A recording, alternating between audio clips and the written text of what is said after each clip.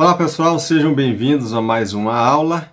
Hoje nós estaremos abordando nos livros históricos os últimos livros, Esdras, Neemias e o livro de Ester. Então fique ligado na nossa aula, se inscreva no nosso canal, dê o seu joinha e participe conosco desta aula. Como eu disse, nós vamos trabalhar hoje os livros históricos. Então, vamos iniciar a nossa aula de hoje falando sobre este grupo, de livros que tem como base no nosso estudo aí os 3 últimos livros do bloco dos históricos. A nossa unidade 4, nós vamos abordar nesta unidade a sociedade judaica durante o exílio e durante esse contexto do exílio, nós vamos observar também o regresso do povo de Israel do cativeiro babilônico, tá? Então, nosso foco de hoje é sociedade judaica durante o exílio babilônico e pós-exílico, com o regresso do povo para Jerusalém, Judá, e a reconstrução da cidade, a reconstrução, melhor dizendo, do templo e das muralhas, tá? E tudo que nós vamos trabalhar hoje o seu conteúdo está centrado nos livros de Esdras, Neemias e Ester. Então nós vamos abordar o conteúdo dentro desses 3 livros específicos. É certo que alguns conteúdos também podem estar dentro do livro dos Reis e das Crônicas, mas nós vamos ficar focando esses 3 livros aqui, dos livros finais dentre os livros históricos. Então vamos trabalhar este assunto no contexto da aula de hoje. Bom, nós aprendemos nas aulas passadas os períodos dos livros históricos. Nós vimos que foram 4 períodos. E aqui nós temos o primeiro período, e esse período nós vamos apresentar de forma resumida até o 3º período. Então nós temos, só recapitulando, nas aulas anteriores, nós vimos aí o primeiro período, que foi o período teocrático, de 1406, da entrada de Canaã, até 1044 a.C. É esse o contexto histórico e um contexto da data, para o período teocrático. O segundo período foi o período monárquico. Vocês se lembram que nas aulas passadas nós vimos e estudamos aí o período da monarquia e observamos o período do reino, iniciado com Saul, depois Davi, Salomão e o reino dividido, Então o reino monárquico ele começa unido desde o ano de 1044 a.C., aproximadamente, ao ano de 931 a.C. Depois disso você vai ver o reino se dividindo em reino de Israel, Samaria no norte, e reino de Judá, Jerusalém como a capital, no sul. Então você tem norte e sul, os 2 reinos aqui. E é nesse contexto aí do reino dividido que o povo de Israel vai ser levado ao cativeiro babilônico. Então nós observamos aí este período, que é o período monárquico, e já um período presílico, que foi algo que nós observamos também entre os anos 931 ao ano de 605 a.C. O cativeiro babilônico ele vai se dar a partir do ano 605.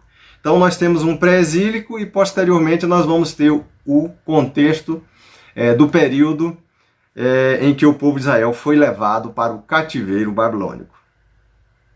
Bom, a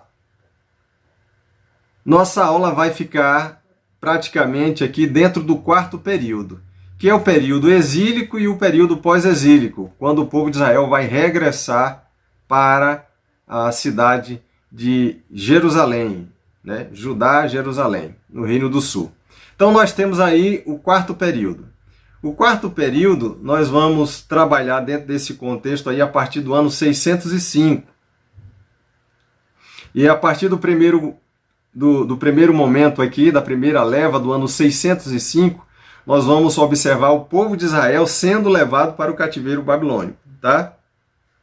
Algo que eu quero falar para vocês aqui é que antes do cativeiro babilônico, mais ou menos em 722, vocês vão poder ler lá no livro dos Reis. No segundo livro dos Reis, capítulo 17, vocês vão poder observar no capítulo 17 do segundo livro dos Reis, o povo de Samaria, né?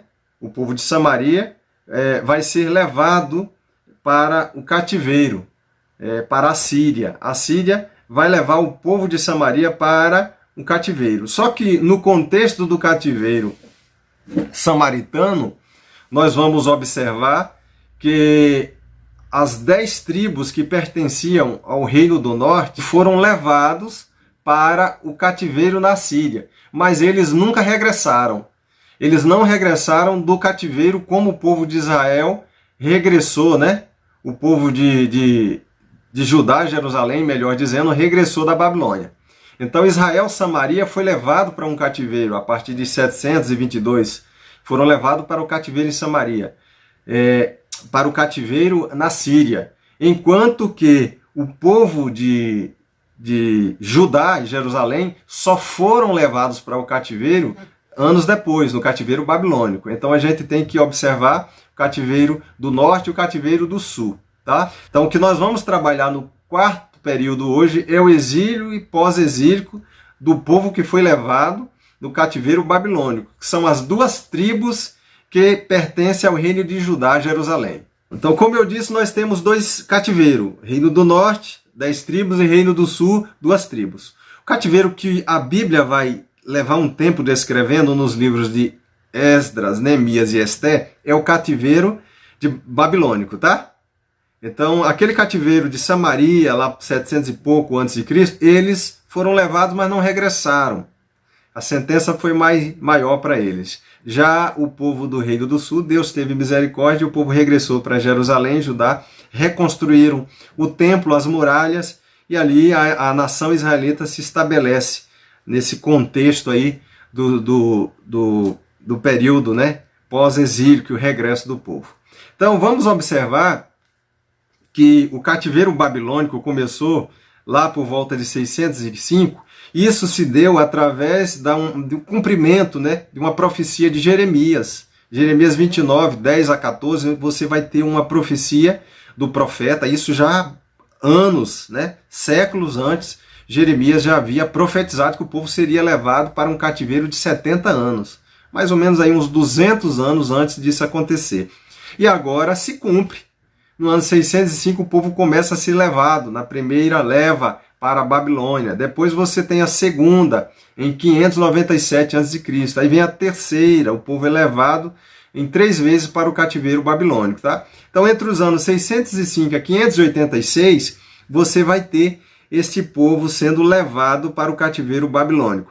Daniel também vai descrever esses acontecimentos no seu livro, o livro de Daniel. O livro de Daniel, ele é um livro que faz parte de um outro bloco, lá na Bíblia hebraica, tá? É os Retuvins, os escritos. E Daniel é um livro que está nos escritos, que tem uma parte histórica, e ele não é classificado aqui, dentre os nossos livros, como histórico, mas lá na Bíblia hebraica ele está entre os históricos nos escritos. Mas isso aí é assunto para uma outra aula, um outro contexto. Mas Daniel também ele vai comentar, ele vai falar sobre o povo de Israel no cativeiro, tá? Então você tem Jeremias e Daniel.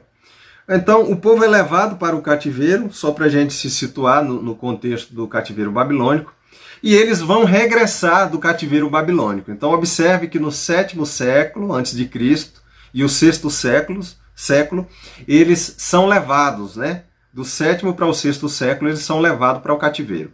E algum tempo depois eles vão regressar do cativeiro, né? A restauração da nação e do povo de Israel que regressarão do cativeiro babilônico. Isso vai se dar também em 3 períodos de retornos.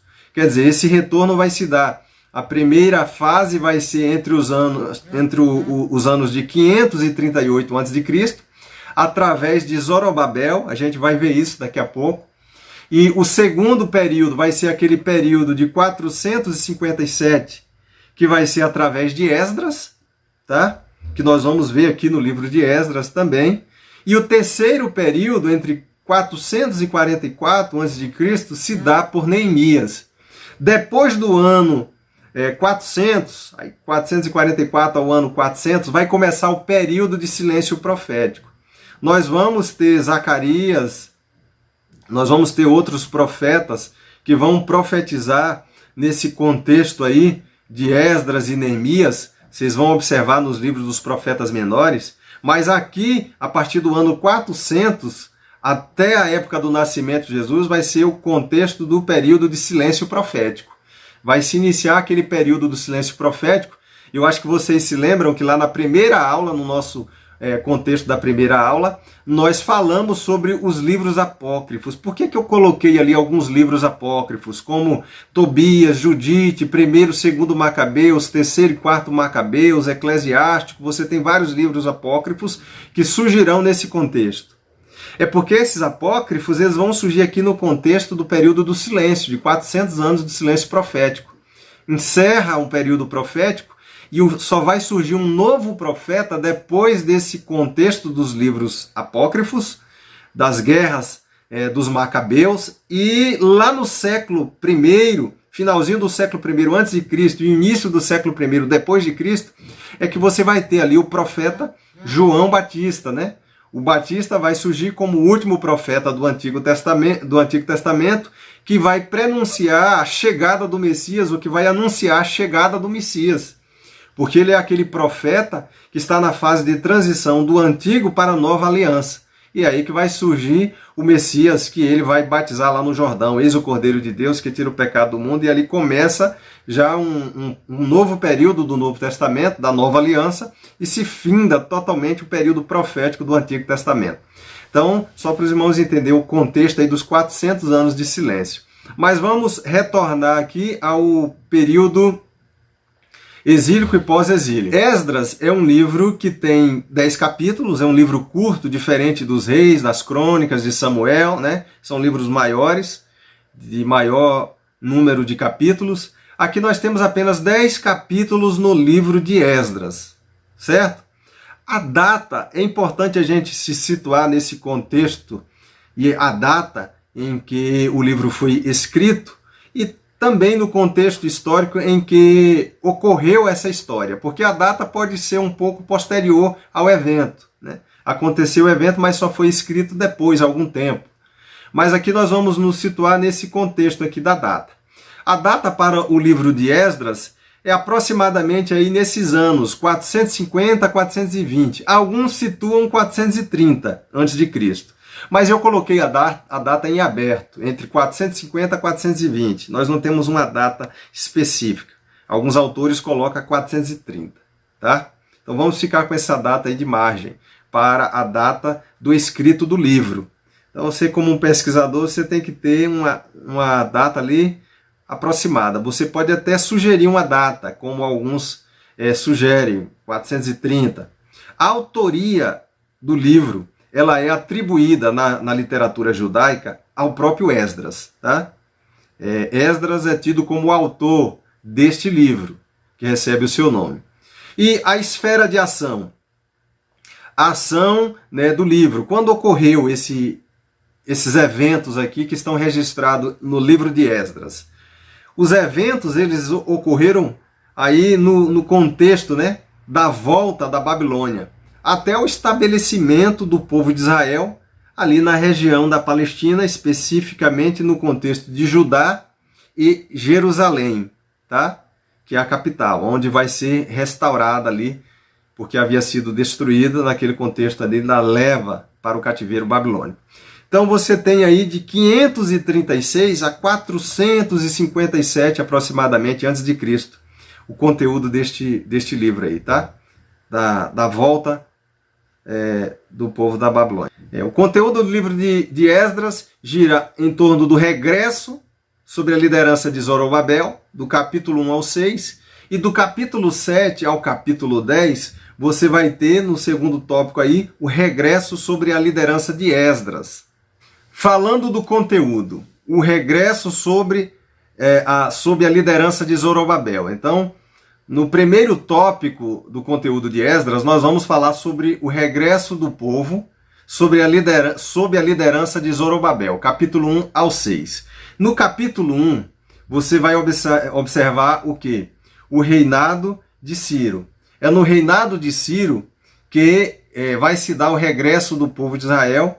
E como nós vamos observar, o capítulo 1 vai falar sobre essa questão aqui, abordando o contexto de Ciro como rei da Pérsia. Tá? Aqui o contexto é de Ciro II. Nós temos Ciro I e temos aqui Ciro II, que é o Ciro o Grande. Deixa eu apresentar para vocês aqui a vida de Ciro o Grande. Olha aqui, ó. A Ciropédia, escrita por Xenofontes. Essa obra foi escrita por Xenofontes. É uma obra que trata da vida de Ciro o Grande. Então aqui nós temos o relato, olha, o conteúdo. Isso aqui foi escrito, né, há muitos séculos antes de Cristo. Xenofontes vai escrever a Ciropédia relatando a história de Ciro o Grande. Isso aqui é obra do 5º para o 4º século antes de Cristo. Nós temos a oportunidade hoje de ter o material em mãos. Aqui nós temos o relato da vida de Ciro, o nascimento, a genealogia de Ciro o Grande, né? Nós temos aqui o relato já bem no início do livro 1, no capítulo 1, genealogia, e falando no capítulo inicial aqui sobre Ciro, na página 7. Então nós tivemos Ciro I, e depois, no contexto aqui de Esdras, Ciro o Grande. Tá? Ciro o Grande, ele vai governar entre os anos de 559 a 530 antes de Cristo. Então é nesse contexto aqui que vai ocorrer. Olha, veja que está bem dentro da data proposta, de 537 a 457 a.C., o conteúdo do livro, né? A esfera de ação.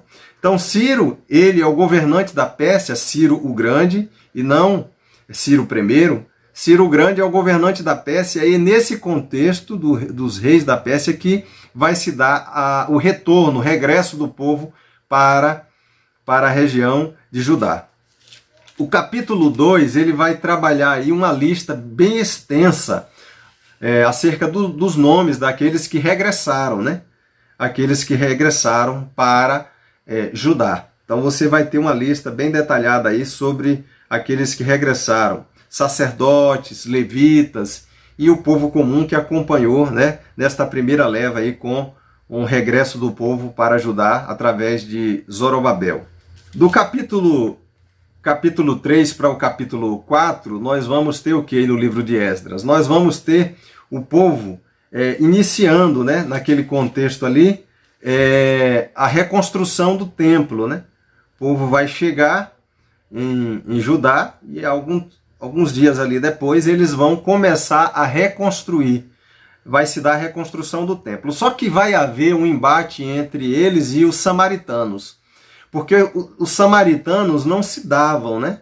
Apesar de ser descendentes, parentes, mas não se davam com o povo de Israel, o povo de Samaria. Por quê? Se lembra daqueles conflitos que aconteceram lá no reinado de Acabe e Jezabel, no livro dos reis? Tá? O período do reino começa a se dividir. Acabe e Jezabel são personagens que são bem focados lá na história do profeta Elias e os profetas de Baal. Os fenícios vão estabelecer ali templos na região de Samaria e vai haver aquele conflito entre samaritanos e os judeus de Judá, da região de Jerusalém. Há esse conflito. Então os samaritanos eles vão erguer templos às suas divindades para concorrer com aqueles que estavam no reino do sul. E aí quando o povo de Israel regressa para reconstruir o seu templo em Jerusalém, em Judá, há um embate com os samaritanos que vai se dar aí justamente do capítulo 3 para o capítulo 4. Há uns conflitos, eles vão tentar interferir, vão encaminhar representantes ao rei da Pérsia para tentar barrar a reconstrução do templo ali em Jerusalém. Mas era projeto de Deus, né? Porque nós temos aqui a autorização de Ciro para que o povo regressasse e construísse, né, ali o templo em Jerusalém. E até uma descrição nesse contexto de que o rei ele pede para que o povo reconstruísse, oferecesse sacrifício ao Deus dos céus, para que o Deus do céu abençoasse o seu reinado. O reinado de Ciro era muito extenso, né? O reinado da Pérsia foi muito grande, se expandiu naquela região do crescente fértil ali do mundo antigo, do antigo Oriente Médio. Então o reinado de Ciro se expandiu em diversas cidades ali. Ele cresceu, né?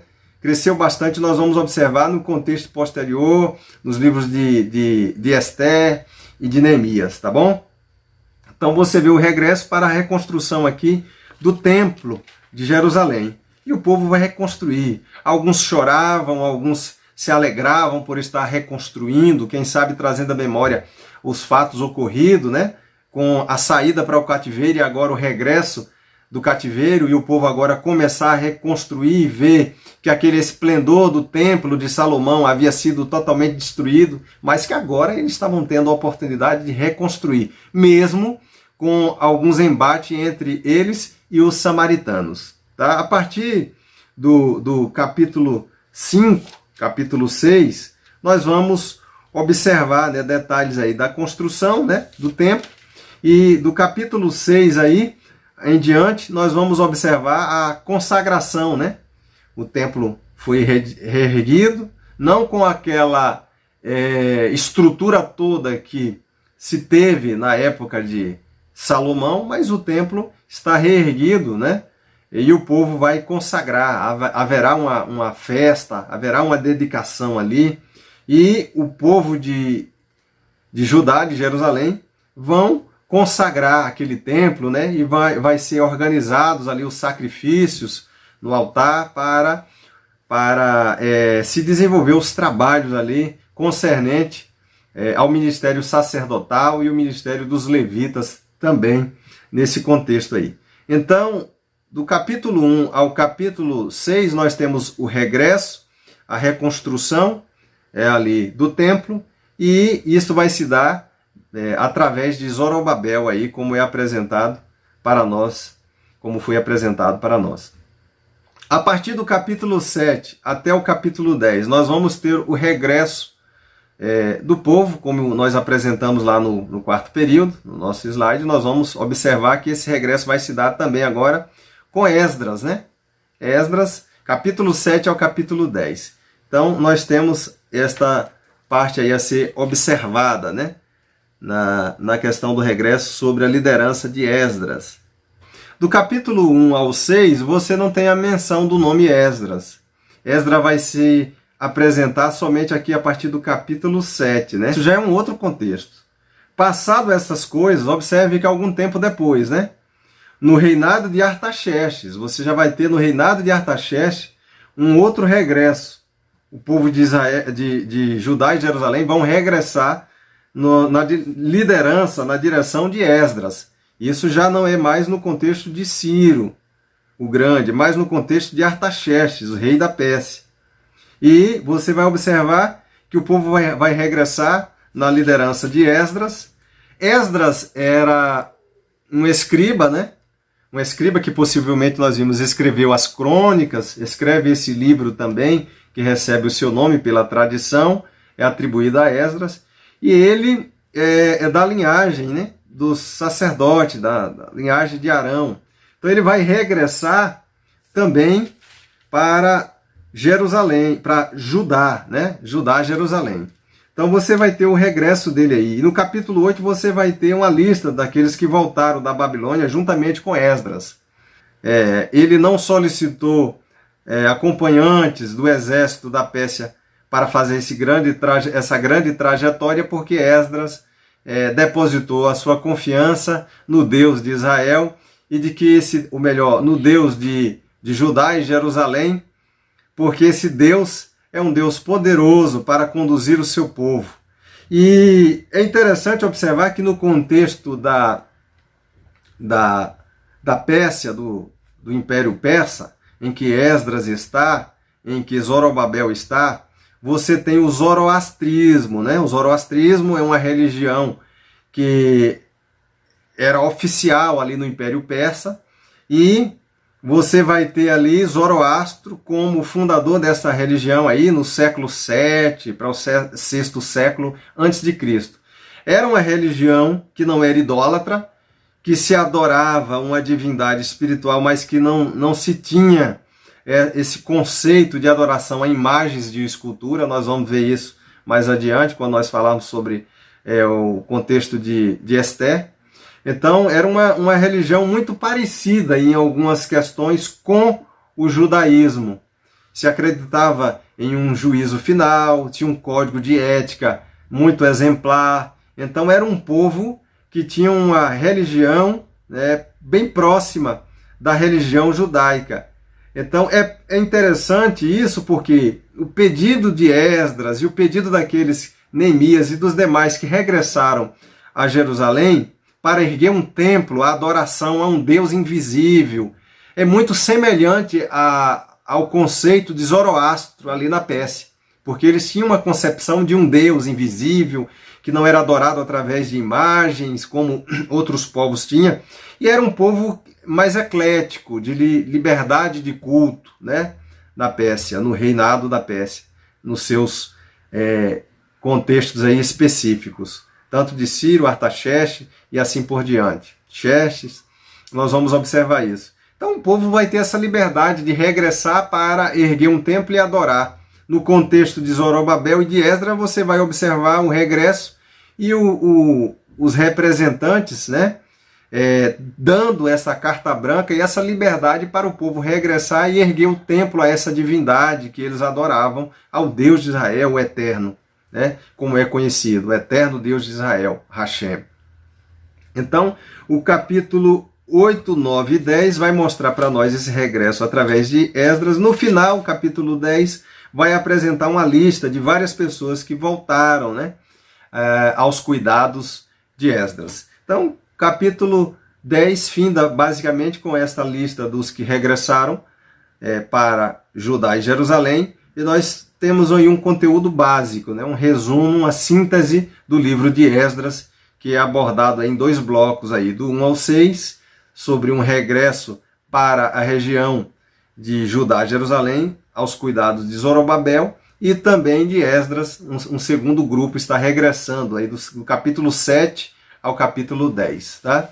Então, basicamente, é isso que nós temos aí no livro de Esdras. Nós vamos observar agora o penúltimo livro dos livros históricos, que é Neemias.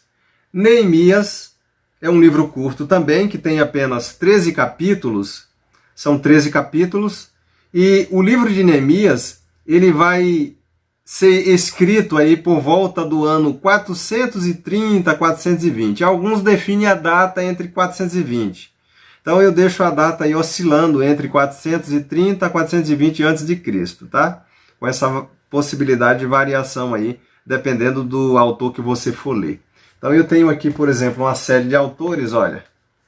Só aqui trabalhando eu tenho vários livros, 5, 6 livros aqui que vão apresentar essas variações em datas, tá?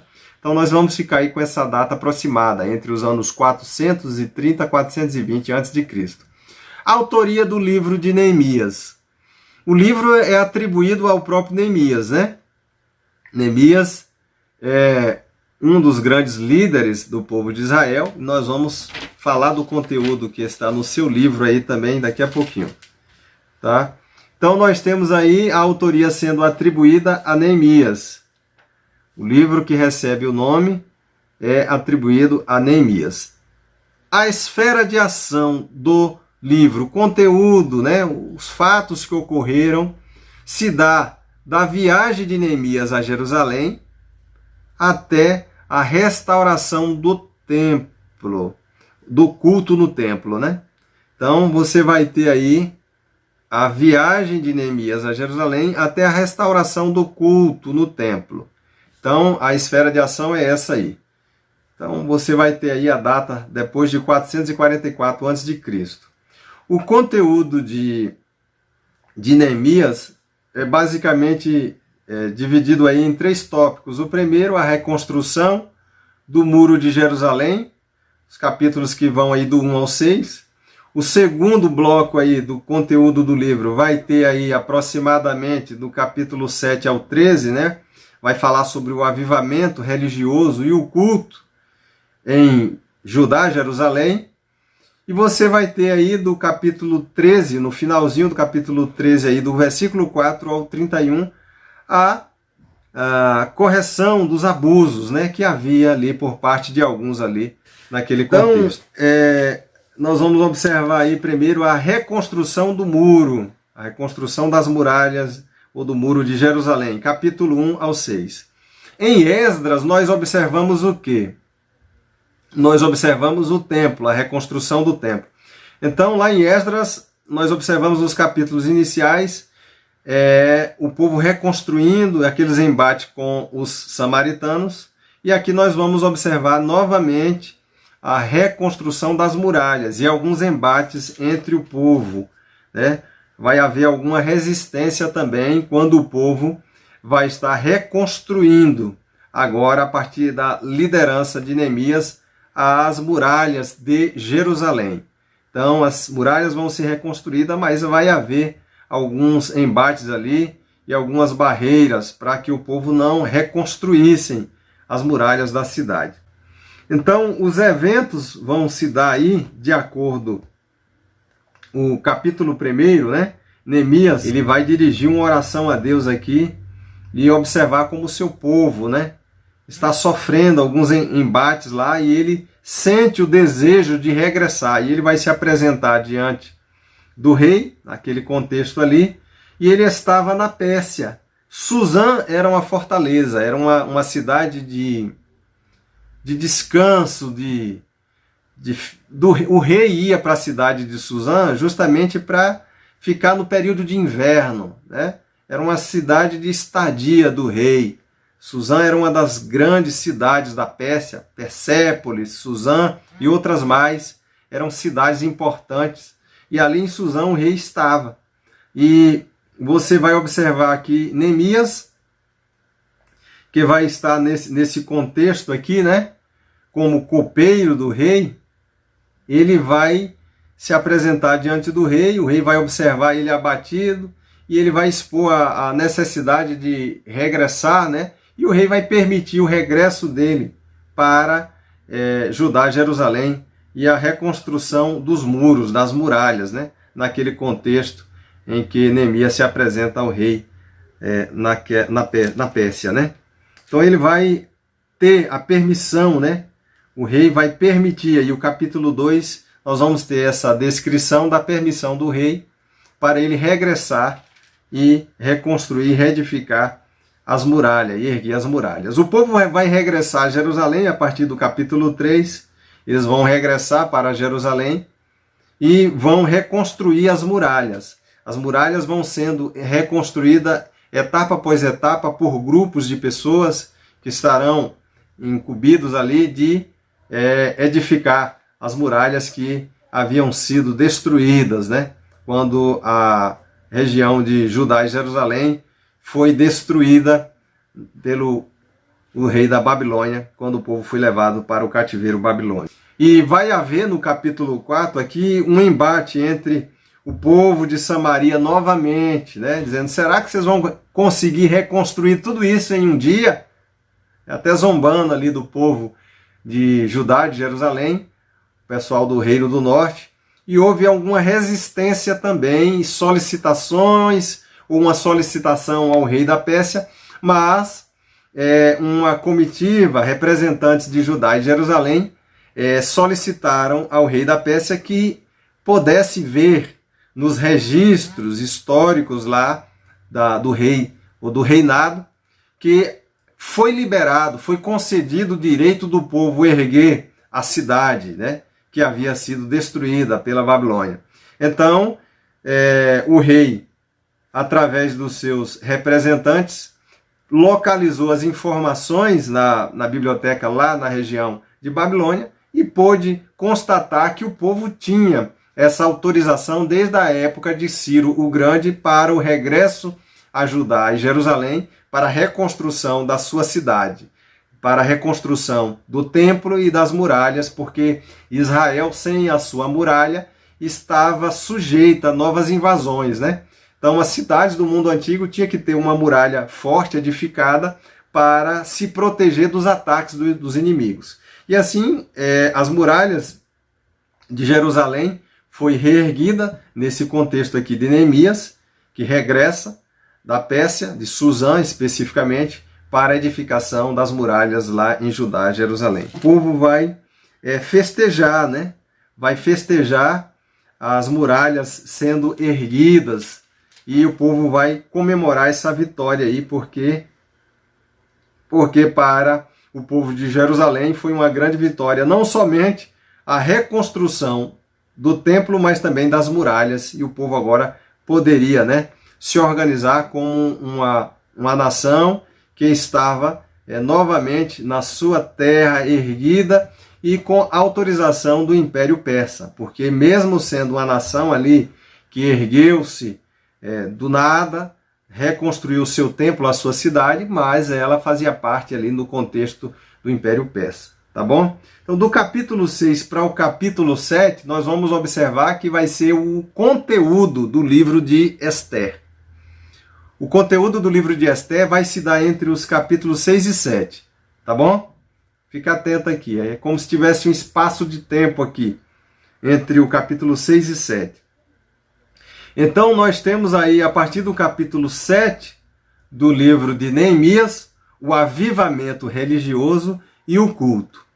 Só que entre esse avivamento religioso e o culto, né, ali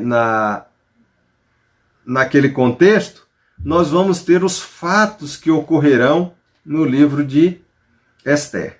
Depois a gente volta a isso quando a gente estiver falando ao livro de Ester. Do capítulo 7 ao capítulo 13. Então você tem aí o povo de Israel se despertando pela oportunidade de estar na sua cidade erguida, tanto o templo quanto as muralhas, e você tem uma dedicação aí, né? Uma dedicação do templo. O capítulo 8 vai mostrar para nós, depois de uma rápida genealogia aí, você vai ter no capítulo 8 Esdras lendo a lei diante do povo. Esdras, ele vai ler a lei diante do povo, ele é um escriba, e ele vai ler a palavra e fazer algumas interpretações, porque o povo não estava tendo capacidade de entender o texto da Bíblia, né? Do conteúdo das escrituras no hebraico, porque o povo ficou no cativeiro, e uma boa parte deles falavam o quê? O aramaico. Então eles tinham uma dificuldade de compreender. Por isso já existe uma interpretação, né? Os Targums. Targum é uma interpretação do texto ali para o povo de Israel que estava ouvindo a lei. E Esdras começa desde a manhã até altas horas aí do dia a leitura, né? Aproximadamente ao meio-dia ele ainda estava lendo, fazendo a leitura da lei para o povo, e o povo ouviu atentamente, alguns se alegraram, outros choraram emocionados de ver a leitura da lei e a exposição da lei ali através de Esdras, nesse contexto aqui no livro de Neemias, tá bom? Exposição da lei e adoração a Deus ali. O povo de Israel, nesse capítulo 8, também vai fazer aquela festa das cabanas, né? Dos tabernáculos, e nós vamos observar que aí esta festa das cabanas está muito ligada à saída do povo e à peregrinação pelo deserto. Então eles fazem esta festa comemorativa naquele contexto ali. E no capítulo 9, a seguir, nós vamos ter a confissão de pecado do povo, né? O povo se arrepende e o povo se expõe diante de Esdras. Nós vamos observar que nesse contexto aqui, nós temos aqueles problemas de casamentos mistos, né? São casamentos mistos que ocorreram. Até alguns dos sacerdotes e levitas haviam casados com mulheres estrangeiras. E vai haver aqui, nesse contexto do povo agora como uma nação definida, e é da nação de Judá, de Jerusalém, que vai vir o Messias. Então a gente tem que compreender que aquele povo não podia se misturar com os samaritanos. E vai ser preciso, nesse contexto, alguns sacerdotes, alguns levitas, algumas pessoas que faziam parte daquele contexto do regresso para Judá e Jerusalém, despedir, mandar embora, dar carta de divórcio às suas esposas, mandar as esposas pagãs com os seus filhos embora. Até sacerdotes levitas tiveram que mandar as suas esposas e filhos, que eram tidos como pagãos, embora, despedir. Então, esse é um contexto, né, doloroso e difícil a atitude, mas foi exigido aqui essas atitudes para o povo de Israel que estavam ou melhor, o povo de Judá e Jerusalém. A gente costuma falar Israel, mas Israel era o reino, nesse contexto era reino do norte, né? Israel, Samaria. Nós estamos falando aqui de Judá e Jerusalém. Então, por isso que às vezes eu corrijo, aqui é Judá e Jerusalém. E é nesse contexto das duas tribos que o povo tem que permanecer fiel a Deus. Porque é dessas duas tribos aqui, Judá, ela vai ser a tribo principal, né? Aqui no contexto de Jerusalém, leão da tribo de Judá, que vai vir o Messias. Então as 10 tribos do Reino do Norte, de Samaria, onde é que eles estavam? Ficaram no cativeiro, eles não regressaram do cativeiro lá da Síria, né? Só quem regressa é as duas tribos aqui do Reino do Sul, que ergue o templo, que ergue as muralhas, que estão agora ali para preparar o caminho do Messias, nesses últimos aí 400 e poucos anos que restam no contexto aí do regresso do cativeiro babilônico. Então, aqueles sacerdotes, aqueles levitas, aquela população que havia tido casamento misto, tiveram que mandar os seus filhos e esposas de volta. No capítulo 10, seguindo aí, capítulo 9, capítulo 10, você tem uma lista de nomes, né? Nomes daqueles que tiveram um compromisso ali no concerto do povo de Israel. Então a lista é apresentada aqui. E no capítulo 11 você tem a relação daqueles que habitaram, né, a Jerusalém. Então tem uma genealogia vasta aqui. Capítulo 11, 10, 11 e 12 você tem uma série de genealogias aí, dos habitantes das cidades aí. Então você vai observar aí a genealogia.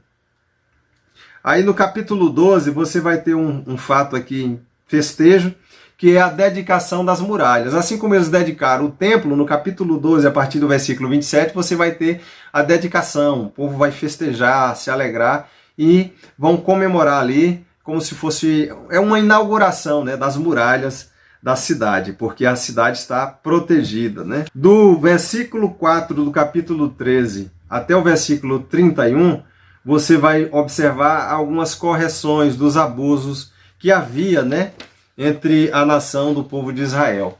Então, o povo de Israel teve alguns abusos ali. Por exemplo, dos versículos 4 a 9, você tem violação de santidade do templo, né? Algumas correções são feitas ali na questão da administração, da liturgia do templo e de algumas atitudes que foram tomadas por parte de alguns representantes do templo, levitas e sacerdotes. Então esses abusos eles são corrigidos aqui no contexto aqui de Neemias, do livro de Neemias. A violação da lei referente aos levitas, né? Porque alguns levitas estavam tendo que trabalhar, porque não estava tendo suprimento para eles. Irmãos, observe que uma informação aqui, por exemplo, o dízimo e as ofertas não se tinha como devolver no contexto do cativeiro babilônico. Eles não pagavam dízimos e ofertas. Você não tem registro em momento algum de dízimos e ofertas para Deus no contexto do período aí do cativeiro. Você não tem isso. Só no regresso que o templo está reconstruído, que o povo ofertou e construiu-se o templo, e a dedicação agora das muralhas e tudo mais, você vai ver nesse contexto aí que o povo oferecia os seus dízimos, ofertas no templo para manutenção. Mas alguns estavam deixando de ofertar para manutenção. E o dízimo na lei de Moisés e na lei do Antigo Testamento era para quê? Os dízimos e as ofertas naquele contexto eram destinados aos levitas. E os levitas pegavam parte desses dízimos e davam ao sacerdote. Dízimo na lei era exclusivamente entregue no templo para cuidado dos levitas e sacerdotes. E isso era entregue através dos cereais, que eram os frutos que eram colhidos, né? Que eram colhidos nas suas plantações. Tá? Não vamos entrar nos detalhes, eu posso indicar obras para vocês lerem sobre o assunto. Então, dízimo era específico para manutenção dos sacerdotes e dos levitas e sacerdotes. Além disso, os dízimos de Israel, você vai ver nos outros livros históricos que eles eram destinados também Os dízimos na lei eram destinados também aos pobres, às viúvas, aos órfãos, aos necessitados, aos estrangeiros, tá ok? Então, o primeiro ano de dízimo era dado para levitas e sacerdotes. O segundo ano era o próprio dizimista que levava o dízimo ao templo e festejava junto com os sacerdotes e os levitas, tá? Comiam, festejavam com os seus dízimos ali no templo.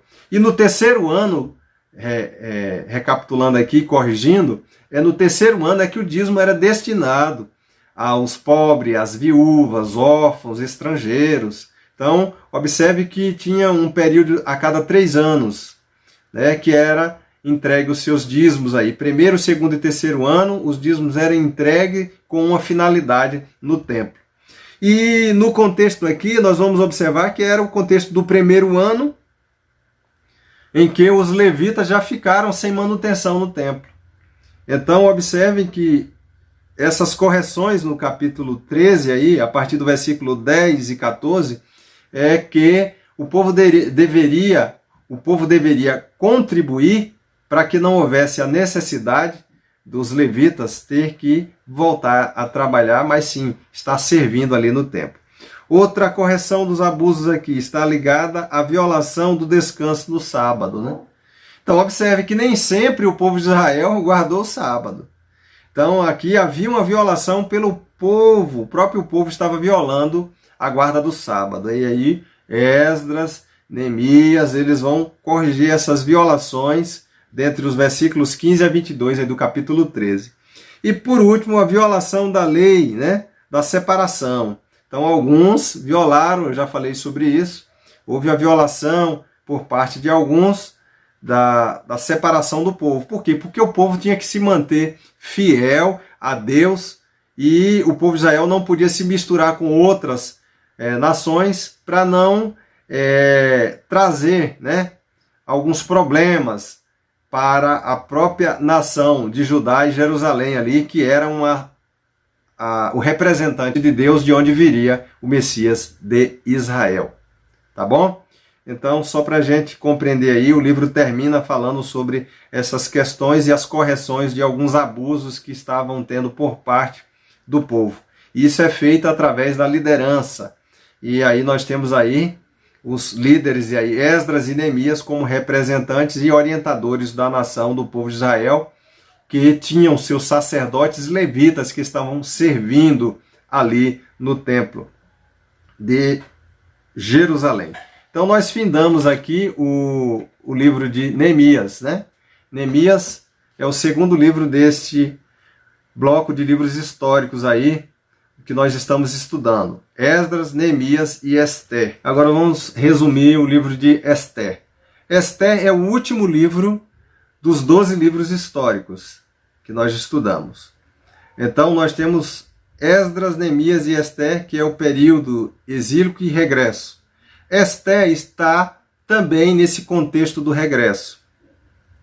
Mas nós temos aqui uma visão geral do livro. O livro de Ester, assim como Esdras, tem apenas 10 capítulos, tá? A data de escrita deste livro, alguns datam 450, outros datam 430. Então nós oscilamos aí entre 460 a 400 a.C., tá? Talvez aí 450 seja uma data boa para o escrito de Ester, porque esse livro ele está entre o conteúdo de Ester, ele se dá entre os capítulos 6 e 7 do livro de Neemias. Os estudiosos dizem que o conteúdo está ali naquele contexto ali, a esfera de ação, né? A esfera de ação se dá entre os capítulos 6 e 7, né? E vai apresentar aí a partida do povo aí, no contexto aí do povo de Jerusalém, né? Regresso para Jerusalém. Mas observe outra questão aqui, a questão da autoria. Autoria de Ester. A tradição atribuiu aí a autoria a Mordecai ou Mardoqueu, ou talvez a Esdras, né? Alguns dizem que possivelmente foi Esdras que escreveu esse livro. Era um escriba, tinha grande habilidade, mas se lembre também que Mardoqueu, ele era alguém de grande influência, que estava no palácio, se tornou um substituto de Ramã. Quando Ramã foi enforcado na forca que era para Mardoqueu, para Mordecai, você vai ter Mordecai assumindo o lugar de Ramã, ali no Império da Pérsia, né? O feitiço se voltou contra o feiticeiro, né? Contra Ramã. Então nós vamos observar esses detalhes aí. Talvez tenha sido Mordecai o escritor deste livro aqui, que recebe o nome de Esther, né? Esther nós vamos observar aí no contexto geral que era prima de Mordecai. Irmãos, Mordecai não era tio, tá? Muita gente acaba se confundindo e falando que Mordecai era tio de Esther. Não, são primos. Então vamos apresentar o conteúdo do livro de Esther. Esther tem apenas 10 capítulos, desculpa. O conteúdo do livro de Esther está nos seus 10 capítulos, e nós temos nesses 10 capítulos aí 3 festas importantes. Observaram isso? Você tem a festa de Assuero, capítulo 1 e 2. Assuero é apresentado como rei aí. Agora observe aí no capítulo 1 e versículo 1. Assuero era o rei naquele contexto. Ele é o Xerxes I, também chamado de Xerxes. Xerxes I, tá? Então você tem Ciro, o grande, depois você vai ter Artaxerxes e agora você vai ter Assuero, o Xerxes I, que tem um reinado aí entre os anos 486 e 465 antes de Cristo. Observe que esse contexto aí é anterior ao contexto de Neemias, 444, né? Então, 444, que a data ela é regressiva. 486, 465, 444. Então, o contexto de Esther é aí no contexto de Assuero. Assuero, que é o Xerxes I, entre 486 a 465 a.C. E Neemias se dá entre os anos ali 444, mais ou menos. Então nós temos aqui o conteúdo do livro de Esther. Como eu disse, nós temos aí 3 festas sendo destacadas aqui. Festa de Assuero, a festa de Esther e a festa de Purim. Capítulo 2, a festa de Assuero. Capítulo 3 e 7 de Esther e a festa de Purim, 8 a 10. Na festa de Assuero, nós vamos observar aí esse contexto histórico do século V, entre os anos, como já foi mencionado, em 486 a 465, Assuero é o rei da Pérsia. E no capítulo 1 aqui, a gente abrindo a Bíblia, você vai ver o banquete dele, né? Ele vai, imagine a riqueza e a glória do Império Persa. Olha, o Império Persa era mais ou menos como o Brasil, o tamanho. Era 8 milhões de quilômetros quadrados. Era grande. Então o Império Persa, ele abarcou aquelas civilizações ali do mundo antigo, que era próximo ao Mediterrâneo, aqueles mar da Índia, o Mar Vermelho. Então essas cidades e civilizações foram conquistadas pela Pérsia, né? E era um vasto império, melhor dizendo. E Assuero, o Xerxes I, como é conhecido, ele deu um banquete que durou quanto tempo? 6 meses ele festejou com os seus representantes. É muita riqueza, né? Bancar uma festa durante 6 meses para os seus representantes. E para não ficar só aí, lá em Suzã, você vai observar que Assuero ele vai oferecer um banquete para toda a civilização dali da Pérsia durante uma semana, tudo por conta. Tudo por conta do império. Não, vai ter uma festa aqui uma semana. E quem vai bancar? É o presidente, no nosso contexto, é o presidente da República. Todo mundo vai comer e beber por conta. É muita riqueza, né? Então essa era a glória do Império Persa, né? Depois de 6 meses de festa, ele não se contentou e disse, não, eu vou dar mais uma festinha de uma semana para os meus governantes aqui da Pérsia e também para toda a população. Todo mundo vai comer e beber, tudo de graça aqui, ninguém vai pagar nada, a Pérsia banca tudo. Assuero fez isso no seu contexto aqui, né? Só que ele extrapolou naquele contexto quando ele manda chamar a rainha Vasti para se apresentar, né? E aí, já estamos caminhando para o fim aí, né? Devido ao horário. Vamos lá, avançar.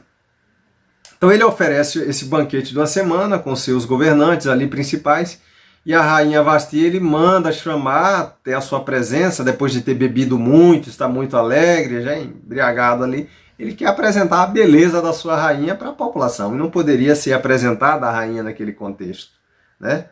E aí ela não vai, ela desobedece. Só que com isso veio um conflito, ele ficou em aperto agora porque ela não poderia e ele não poderia ter uma palavra revogada como rei. Então os seus representantes disseram, não, faz o seguinte, olha, proclama um edito aí, senão todas as mulheres vão desobedecer aos seus esposos, assim como a rainha desobedeceu ao rei. E aí ele assina um edito, manda a Vasti embora, nós conhecemos o contexto, despede a Vasti, e aí ele vai ser orientado pelos seus governantes a procurar uma nova rainha para o império. E de todas aquelas cidades da Pérsia foram trazidas moças para o harém de Suzã, na Pérsia, né? A capital, o local do palácio do rei lá em Suzã. E ali as moças foram levadas. Dentre elas, quem foi levada? Foi levada Radassa, Esther, né? Esther é levada. E Mordecai, o seu primo, de acordo com o versículo 7, capítulo 2, eles que eram primos foram criados juntos, porque os familiares de Radassa e Esther haviam morrido, certamente, e aí eles são criados juntos e Mordecai, Mardoqueu, ele vai orientar Esther a não revelar a sua identidade. Então, nesse contexto da festa de Assuero 1 e 2, nós temos Vasti sendo mandada embora e agora nós temos a escolha de uma nova rainha. Então, as moças dali do contexto da Pérsia tiveram, né, este período de preparo para se apresentar diante do grande rei da Pérsia, o Assuero, né, o Xerxes I. E aí, do capítulo 3, a gente inicia uma outra festa, a festa de Esther. Aí já temos um outro contexto. Por quê? Porque Ramã, ele vai se tornar um governante ali dentro do Império Persa e ele vai se sentir confrontado porque ele tinha a carta branca do Império para que todas as pessoas se curvassem diante dele. E Mordecai, como bom judeu e como todo judeu, não iria se prostrar diante dele, nem se curvar e nem reverenciá-lo. Então as pessoas questionaram essas questões, levaram para Ramã e Ramã pôde constatar publicamente que Mardoqueu, Mordecai, não se prostrava, não se curvava diante dele como governante ali. E isso foi levado ao rei, mas foi levado para o rei Assuero de uma forma distorcida, né?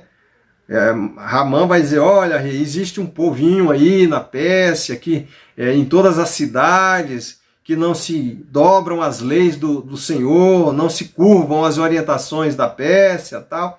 E é o seguinte, faz o seguinte, dita uma lei aí que todo esse povo seja exterminado e eu darei mais de 130 mil quilos de prata aí para o império. O rei, não, fica com essa prata para você, você tem carta branca, assina um edito aí, sela com um anel real e dá fim a esse povo. O rei confiou em Ramã, né? E Ramã vai tramar tudo isso contra o povo de Israel, mas Deus já havia preparado a Esther no palácio, se tornando rainha, sem revelar a sua nacionalidade. Agora, outra questão.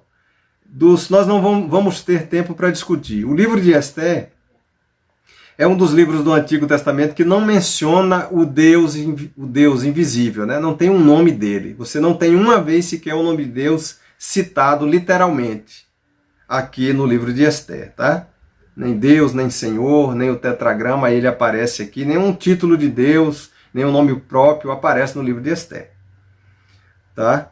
E aqui você tem uma ação sobrenatural de Deus em favor do seu povo. Você vê os milagres acontecendo na vida do povo, mas não tem o nome do Deus que cuida do povo. E isso eu acho interessante, porque o contexto que nós estamos vivendo aqui no livro de Esther, entre Esdras e Neemias, capítulos 6 e 7, no 5º século, é justamente o contexto da religião do zoroastrismo, né? De Zoroastro, que se adorava uma divindade invisível, se acreditava num ser supremo que criou todas as coisas. E tem algumas coisas que eu quero pontuar aqui no livro de Esther para nós. Era uma religião, o zoroastrismo, fundado por Zoroastro, que acreditava, né, em um Deus invisível. O Zendavesta era o livro da religião, o Zendavesta era o livro da religião do zoroastrismo. E você tem ali os ensinos de Zoroastro. Eles acreditavam na imortalidade, acreditavam num juízo final, eles pregavam uma moral elevada, eles também acreditavam no livre-arbítrio. Então essa ideia de livre-arbítrio que algumas igrejas têm, ela está fundamentada a partir de uma concepção aqui também do zoroastrismo, tá? De Zoroastro. Então essa ideia de livre-arbítrio é bem antiga, 5º século a.C., 6º século a.C.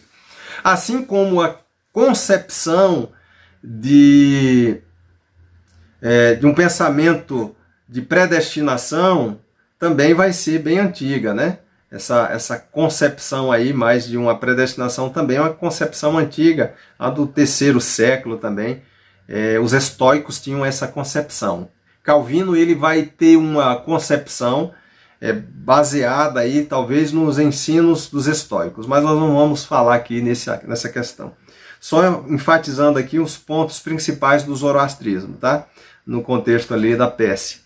Tá? Zoroastro, né? O Zendavesta era o Deus, o livro, né? Base. E nós falamos aí no contexto passado sobre o Deus Ormuz, que era um deus, né, do bem, e o do mal era Arimã.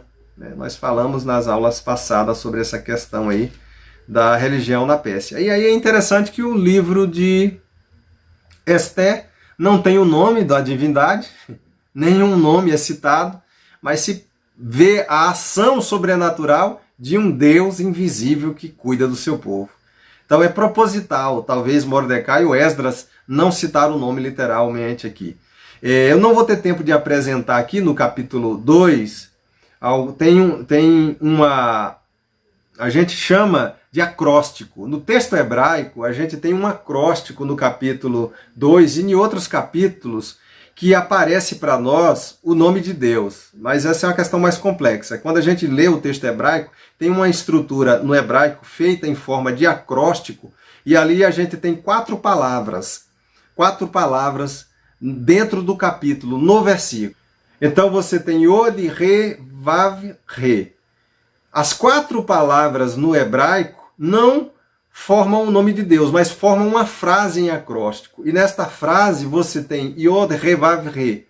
Se eu pego as 4 letras iniciais dos 4 nomes no hebraico, essas 4 iniciais é o nome de Deus. Então o nome de Deus ele vai aparecer no livro de Esther em forma de acróstico em uma frase de 4 palavras. Então essas 4 palavras vão iniciar com as 4 letras que compõem o nome de Deus, o nome do Eterno. Yod, Re, Vav, Re é o tetragrama sagrado que é lido pelos rabinos e pelos judeus ortodoxos como Hashem, o Eterno. Eles não pronunciam, eles preferem falar o Eterno, quando eles lêem o tetragrama. Yod, Re, Vav, Re.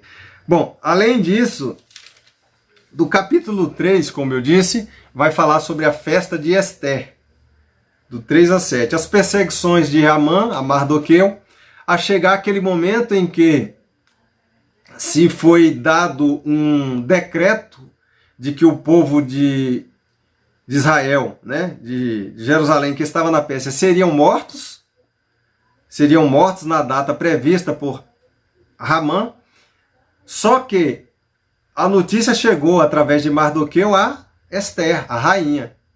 E aí Mordecai, o Mardoqueu, diz: mas será que para o tempo específico você não foi colocado aí? Talvez foi para esse tempo específico. Então ela consagra-se, ora, ela faz aquela consagração com as suas criadas durante 3 dias e se apresenta ao rei, porque ela não foi chamada à presença do rei, ela não poderia apresentar. E ela se apresentou ao rei, o rei estende o cetro, recebe a rainha.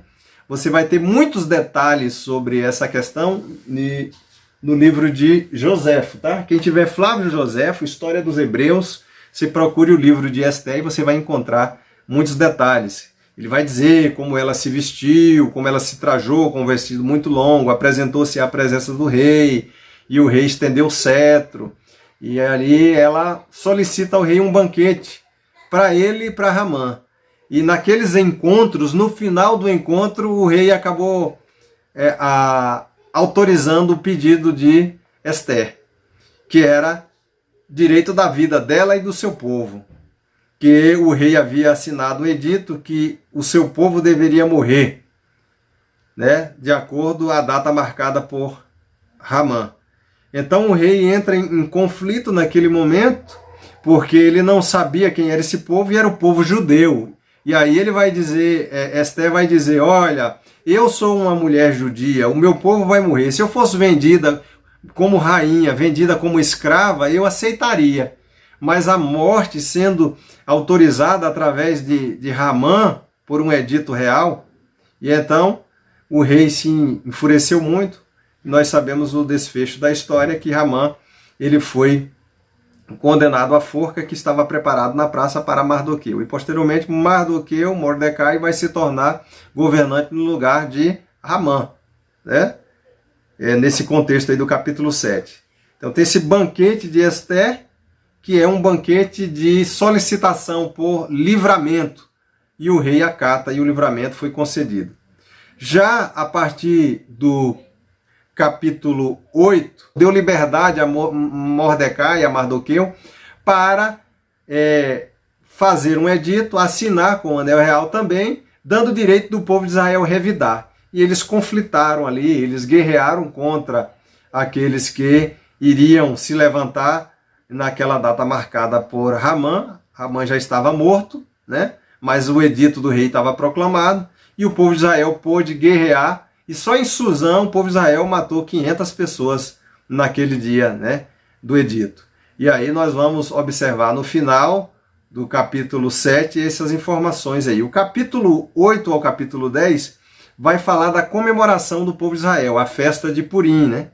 Eles vão comemorar aí a vitória do povo de Jerusalém, né? O povo que estava ali no cativeiro. Então essa festa eles vão alegrar pela vitória que eles tiveram, né, naquele contexto, do capítulo 8 ao capítulo 10. E assim nós findamos o livro de Ester, né? Não temos mais tempo, o tempo já se avançou bastante, estamos passando o horário.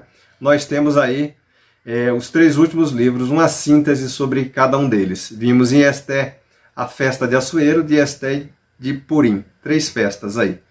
E nós observamos que este livro está ali entre o capítulo 6 e 7 do livro de Neemias. Abordamos o conteúdo sintético do livro de Neemias e também o livro de Esdras, os 3 últimos livros da nossa aula, que vai falar do regresso do povo de Judá, de Jerusalém, para Jerusalém, para a reconstrução do templo e das muralhas, e edificar ali um local de adoração ao Deus de Israel, ao Deus invisível que se faz presente na vida do seu povo, que já estava regressando agora do cativeiro que havia sido profetizado por Jeremias e por Daniel. Então nós findamos os livros históricos, nós vamos ficar por aqui na nossa aula de hoje. Deus abençoe a todos.